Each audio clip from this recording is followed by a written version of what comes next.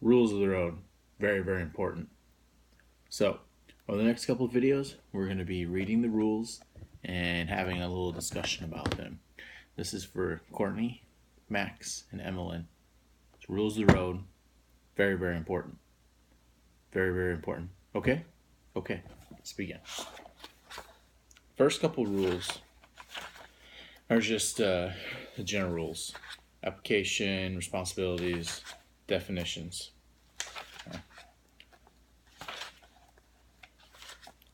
Let's start with rule 1.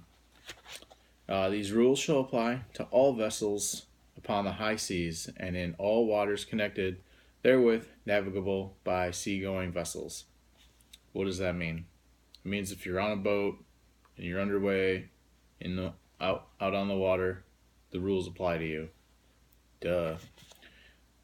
Nothing in these rules shall interfere with the operation of special rules made by an appropriate authority for roadsteads, harbors, rivers, lakes, or inland waterways connected with the high seas and navigable by sea-going vessels. Such special rules shall conform as closely as possible to these rules.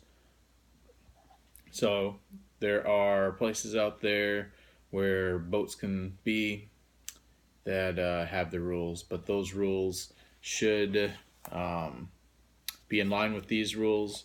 But sometimes there will be a case where a rule may not, but that's okay. But it's just kind of it's a catch-all rule, and that's just kind of what the first couple rules are. Continuing, 1 Charlie. Nothing in these rules shall interfere with the operation of any special rules made by the government of any state with respect to additional station or signal lights, shapes, or whistle signals for ships of war and vessels proceeding under convoy, or with respect to additional station or signal lights or shapes for fishing vessels engaged in fishing as a fleet. These additional station or signal light shapes or whistles signals shall, so far as possible, be such that they cannot be mistaken for any light, shape, or signal authorized elsewhere under these rules. And then it's got a little plus plus.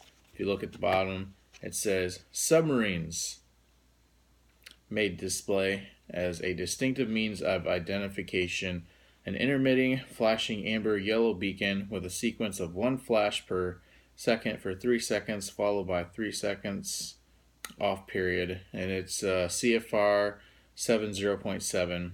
Other special rules made by the Secretary of the Navy with respect to additional signal or station and signal lights are found in Part 706, Title 32, Code of Federal Regulations.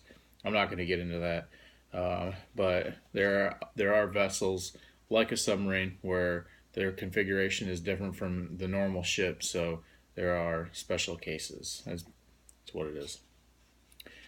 D. Traffic separation schemes may be adopted by the organization for the purpose of these rules. So a VTS, similar to CL traffic has a VTS, so that would call them underneath this rule. Let's see, and then 1 Echo. Whenever the government concerned shall have determined that a vessel of special construction or purpose cannot comply fully with provisions of any of these rules with respect to the number, position, range, or arc of visibility of lights or shapes, as well as to the disposition and characteristics of sound signaling appliances, such vessels shall comply with such other provisions in regard to the number, position, range, or arc of visibility of lights or shapes, as well as the disposition and characteristics of sound signaling appliances, as the government shall have determined to be closest possible compliance with the rules in respect to the vessels. That rule sounds like a lot of blah blah blah blah blah, but it's just a catch-all rule again that's saying that there are certain cases where vessels can't meet the specific criteria, but they have to attempt to as best they can to comply. That's similar to the rule about the submarine ID beacon, and that's just the general rule, and it's all just basic legal mumbo jumbo. But then rule 2, which I'm going to read now, is about responsibility. Rule 2 Alpha. Nothing in these rules shall exonerate any vessel or the owner, master, or crew thereof from consequences of any neglect to comply with these rules, or the neglect of any precaution which may be required by the ordinary practice of seamen, or by in the special circumstances of the case. B. In construing and complying with the rules, due regard shall be had to all dangers of navigation and collision, to any special circumstances, including the limitations of the vessels involved, which may make a departure from the rules necessary to avoid immediate danger. Now, basically, what that's saying is that we've got these rules. These rules are set here to guide the vessels underway, to avoid collision, to streamline everything. But you still have to not run into another boat in following these rules. If you have, let's say you have two vessels side by side, you got to turn. What direction you turn? You turn to your starboard side, right? Well, if there's a guy on your starboard side, you cannot turn starboard because you're going to run into him. So you have to make a departure from the rules. Or say there's shoal water there, you can't turn to starboard if there's shoal water there because you'll ground. So it's this basically saying follow the rules, but if in following the rules you're gonna cause a collision, do something unsafe, you have to use your common sense and judgment, and that's what that rule is allowing you to do. And then rule 3 is general definitions.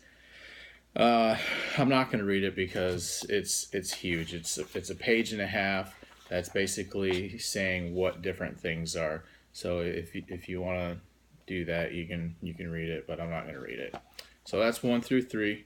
Those are just the basic, opening rules of the rules of the road, and that's I'm done for now.